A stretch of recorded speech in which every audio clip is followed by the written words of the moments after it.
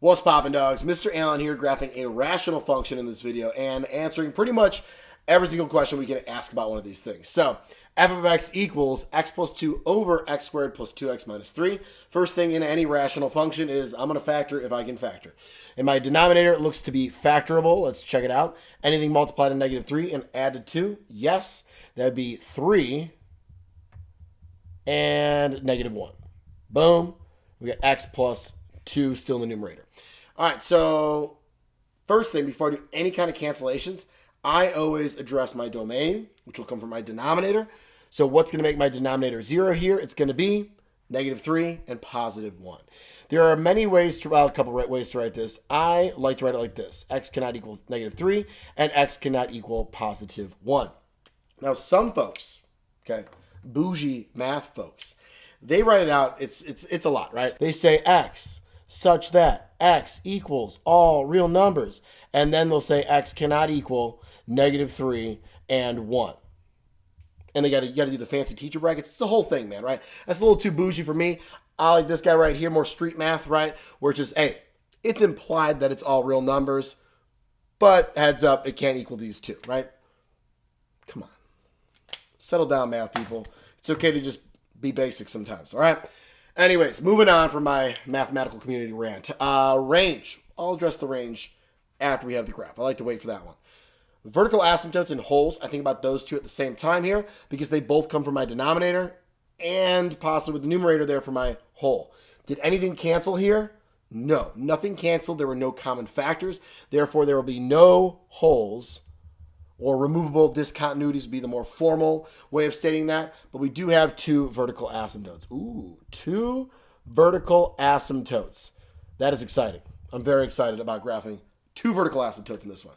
All right, horizontal asymptote. Here's how you figure that out. We look at our degree of our numerator and our degree of our denominator. Since the degree in the numerator is smaller than the denominator, it'll be y equals 0. Reason being is because your denominator is going to get infinitely larger, faster than the numerator, and will essentially overpower that numerator. So you're going to have a number divided by an infinitely larger number, which gets infinitely close to 0, but never gets there. It's a crazy thing to think about, right? Infinity, it's awesome. You might not think it's awesome. You'll be like, yeah, not a huge fan. X-intercept. Well, my x-intercept, that's when my function is 0, right? So the ordered pair would be something, comma, 0. My output would need to be 0. How can I get this function to equal 0? Well, I definitely can't get my denominator to be 0 because then it's undefined, hence the domain restriction. But if my numerator was 0 and my denominator was anything but 0, then we get 0. 0 divided by any number besides 0 is 0. So what makes my numerator 0? It is negative 2. So we do have an x-intercept. We don't always have an x-intercept. This one happens to have an x-intercept. Now, y-intercept. This is easier to find from your original because if I plug in 0 for all my x's, right, 0 would be for my x's. That's the case for any function. 0 is my x if I want to get my y-intercept. I'm left with 2 over negative 3, so negative 2/3. Cool. Let's plot some of these things, shall we? Let's plot them. I'll use the green marker for that. Let me grab a straight edge real quick. So I've got x equals negative 3. 1, 2, 3. Nice dash lines here. Boom, boom. We got 1.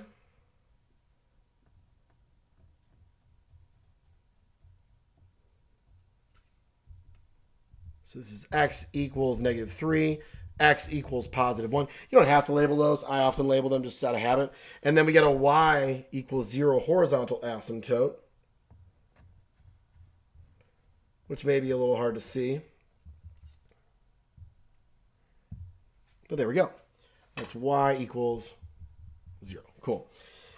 And then let's plot some of our other points here. We have an x-intercept of negative 2, 0. Interesting. I thought we can't cross or touch asymptotes. That's where you're wrong. Vertical asymptotes can never cross or touch them. Horizontal, you can. Horizontal strictly talks about what's happening on the far ends of the graph, our end behavior. That's why we associate the horizontal asymptote right there with our end behavior when we'll talk about that, okay?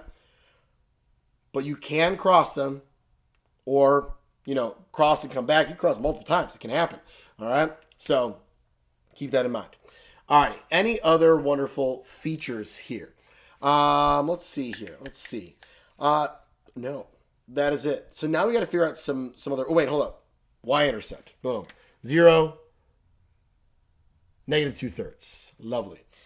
All right, so now we got to figure out what the heck's going on here with the rest of our graph, right? Because you don't really know what's happening. Let's pick some points, okay?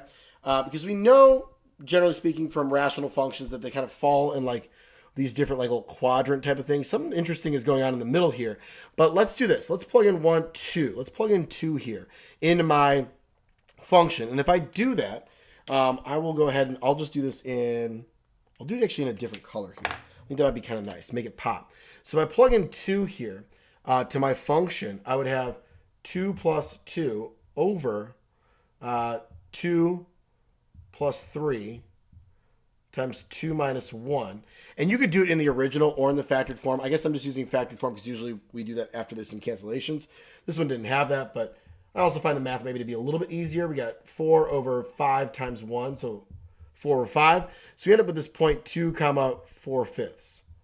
Okay, and I could also, there are some things you want to check, but if I know the point is right there, I know that this graph is probably going to look something like this. Some teachers will have you plug in points that are really, really close to the asymptote to see if it's going up there or down. We'll just do an extra point there. I know it's going to be right there. Cool? Awesome. Let's do the other section over here. Let's find out what's going on this side of the asymptote. So at -3, so let's go to the left one more. We'll go to -4. Let's plug in a point for -4. I'll do that up here. -4 plus 2 over, let's see here, -4 plus 3, -4 minus 1. So that's -2 over, that's -1 times -5 is +5. -1, -5, boom, that's good. It's positive. Okay, so -2/5. So we're here at -4, -2/5. So it's looking like we're probably in this section right here. Lovely. Okay. Now, let's talk about the rest of these, or what's going on in the middle here. Okay, this middle section of the graph.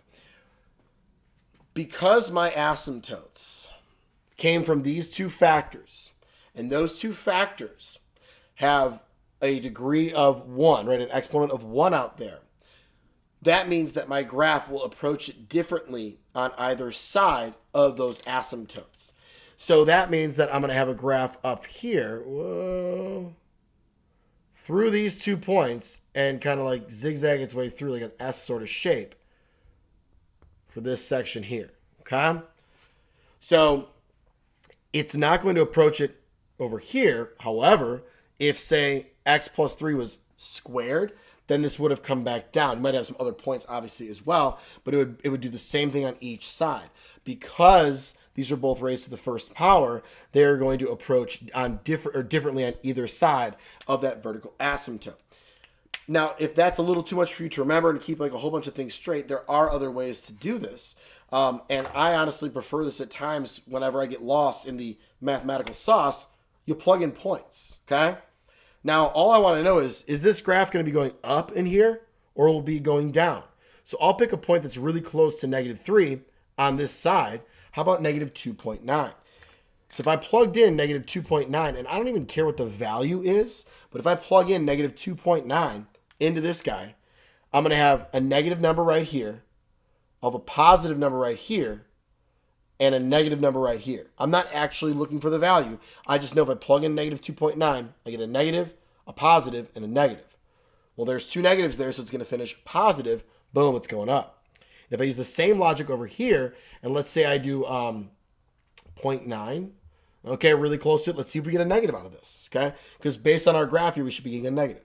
If I plug in 0.9, I get positive 3.9, and we get 0.9 minus 1, that's going to be a negative number, positive, positive, negative. That's finishing out negative. It's going to be going down, okay? So you can do little test values on either side, and you can even check it over here. If I plugged in 1.1 here, I get a positive. 1.1 plus 2 is positive. 1.1 plus 3 is positive. 1.1 minus 1 is positive. Everything's positive. It's going up. Cool? So it'll tell you the direction that it's going really close to that asymptote, which helps me shape the graph. And I can do the same thing over here with that pink part, but I think we get the point, okay? So different ways to graph these things. And figure out what's going on with those asymptotes. The more points that you have, the easier it becomes. But my general rule of thumb with my students is, hey, I want a point on either side of the asymptote so we can see what's going on here. And that helped us place the blue and the pink sections here. And then a little bit of testing there is helpful, or knowing your characteristics of these asymptotes. If it's squared, they approach the same thing. Kind of like with polynomials. If it was squared, it would bounce off the x-axis. So there's like that special graphical feature when things are squared or just raised to an odd power versus an even power, okay? All right, that's a whole lot. But let's get into the end behavior, the vertical asymptote behavior, and then we'll be done with this guy. A lot of times we'll ask maybe one big question like this on your test. Oop, don't forget about the range. Because they are so time consuming, there's so much that happens in them and so much that can go wrong. Sometimes we'll take these pieces and make them like multiple choice or other free response questions, given a graph, see if you can answer these. So we don't always ask everything because it's so much stuff, and one little mistake can completely derail all this. All right, let's get back to it. End behavior, okay? Actually, let's do range before I forget. Let's do range. So for my range here, initially, this part, we're omitting the y equals 0, right? But this one passes through it. So really, range, y equals all reals, okay? Or negative infinity to infinity. Either way is cool. All right, now on to end behavior and vertical asymptote behavior. So my end behavior on the far ends, meaning as x approaches infinity, or negative infinity is what I like to start with. F of x, that's approaching 0. And as x approaches positive infinity, f of x is also approaching 0 over there. Remember, these values should match your horizontal asymptote, okay? Horizontal asymptote matches the end behavior every time. All right, last one, vertical asymptote behavior. This one takes a little bit of writing here, okay? So we'll start with the -3 first. So as x approaches -3 from the left, oops.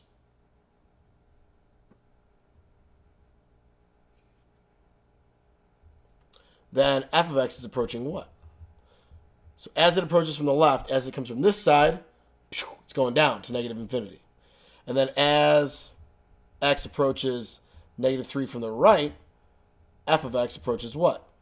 So from the right, we're shooting up, positive infinity. Yes, sound effects are necessary, okay? And last one, as x approaches this guy, which is +1, from the left, f of x is approaching what? As we go from the left side, down, negative infinity. And as x approaches 1 from the right, f of x is approaching what? From the right, shooting up, positive infinity. Yay! Got them all. Boom. Boom diggity. All right, there we go, guys. So that's a beefy problem right there. That's a whole lot going on there. 2 vertical asymptotes. Very exciting. No removable discontinuities, though. But yeah, hopefully that helps you guys. And you just grow to love rational functions. They're tricky. Factoring's key. It's a lot to a lot of details, a lot of little things, but it is a common process. So the practice makes perfect for sure on these. If you guys have any questions, let me know in the comments. Otherwise, thanks for watching and have a fantastic day.